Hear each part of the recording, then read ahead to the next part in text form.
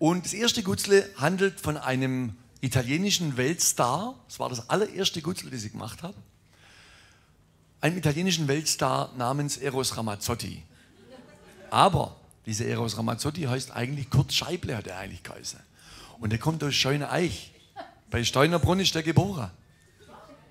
Und hat Kurt Scheible geheißen. Und dieser Kurt Scheible, der ist im Alter von 19 das erste Mal in Sindelfingen ins Eros Center gegangen. Und da hat er nach 21 oder 22 Ramazzotti einen Allmachtsballer gehabt. Und seitdem hat er sich den Künstlernamen Eros Ramazzotti gegeben. Hat später dann von Italien aus Weltkarriere gemacht. So unter anderem mit dem Lied Se bastasse una bella canzone.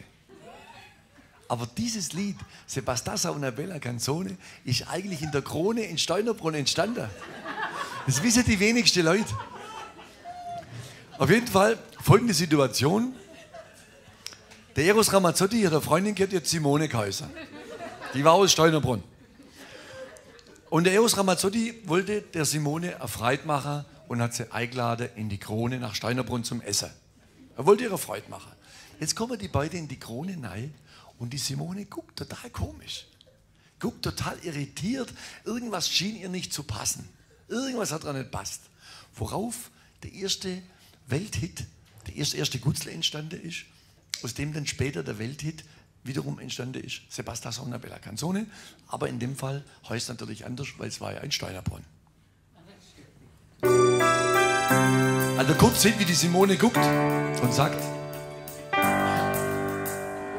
Sag, was passt da denn nicht in der Krone? Oh, seid doch gut zu Simone.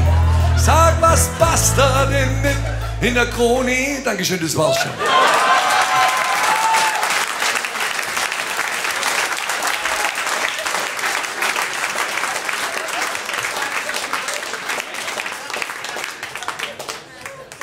Die Gutzle sind sehr kurz, das habe ich ganz vergessen zu erwähnen.